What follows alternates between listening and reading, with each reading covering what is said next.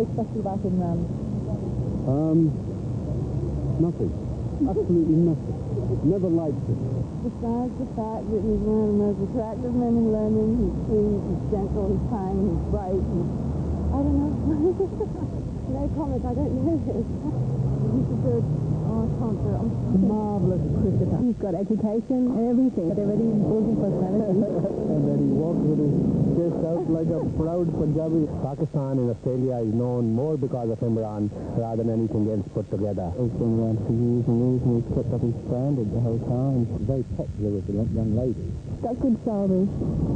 Nice, lean shoulders.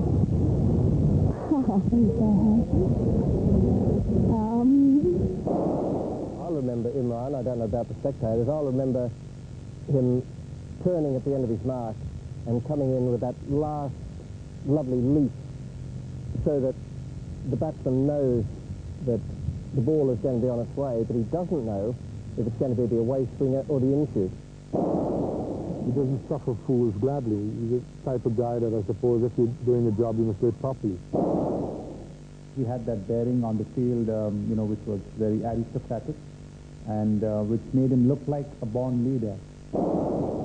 He was, one could almost say, the best but fast bowler in the world. He was one hell of a cricketer.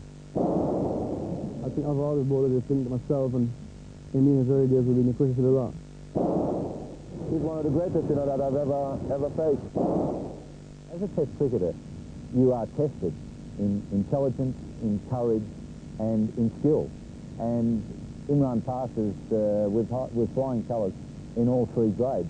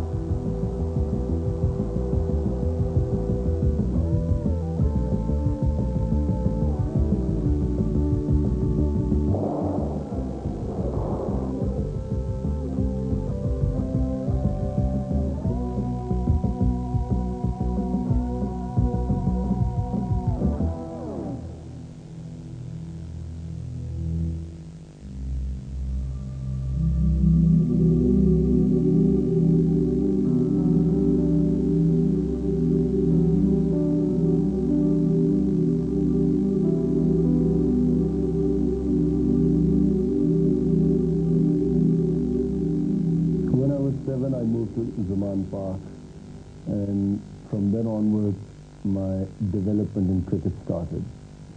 I had two older cousins, both went on to captain Pakistan.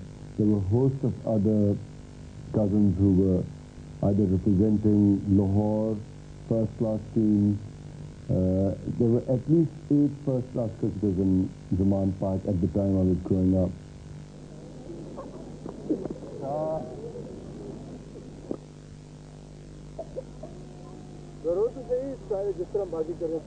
We have a round park in the middle of this locality, and everything was done there.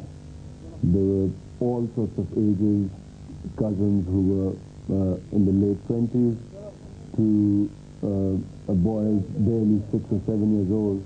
So all of us used to get together and sporting activities used to take place. If Imran was not playing cricket, he was either chasing kites on the streets, or he was going after all the crows in the neighborhood with his air gun. He always told us, his younger sisters, that he was a tiger because he caught kites rather than buying them. Of course, it was because my mother never gave him the money to buy the kites. But it impressed us a lot because he used to have this big pile of kites that was quite an honor, because it's a very difficult task running after them. Most probably that's what developed his physique.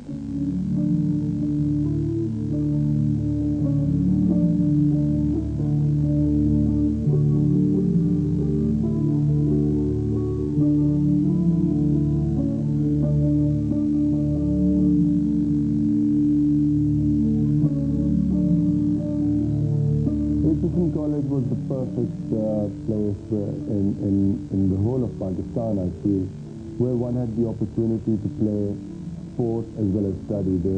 Both standards were very high. And I was very fortunate to go there because it gave me an opportunity to play cricket, excellent facilities in Pakistan College, the prettiest cricket ground. At the same time, I could study.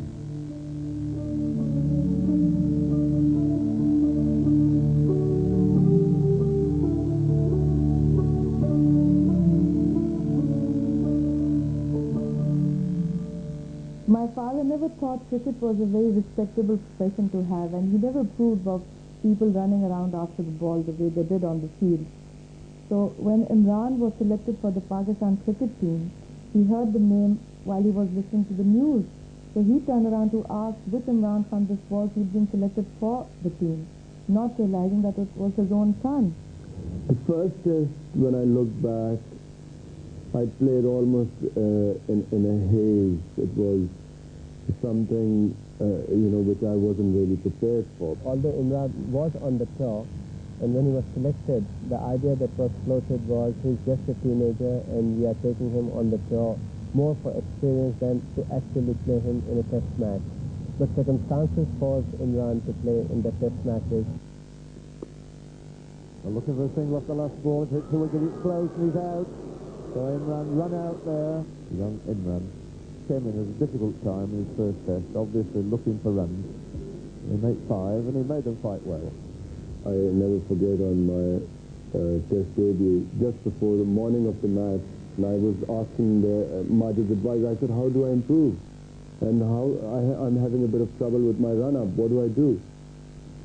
And he then said, why don't you mark your run-up? And he got the shock of his life when he realized that I never marked my run-up by measuring steps. I used to just go a certain distance, look back and feel that's enough and put a mark there, and then just go and bowl. So it was a real shock to him, and he turned around and said, look, let's just wait till the end of the match and then we'll work out your run-up. He was very much the baby in the side, wasn't he? He was, when he played at Edgbaston, the unknown quantity, if you like, and he was the sort of player that everybody was looking to say, well, why have they brought Imran Khan? What's he going to do? And when he came on to bowl and he faced over, everybody must have thought, well, they haven't got it right. I was quite disappointed after the first test match because, I didn't get a wicket. Secondly, it was really the reaction of the team towards me. I mean, not the whole team, but some of the players were openly accusing me of having got into the team because of nepotism. They felt my family was strong, and that's how I managed to make my way into the team. And that really, that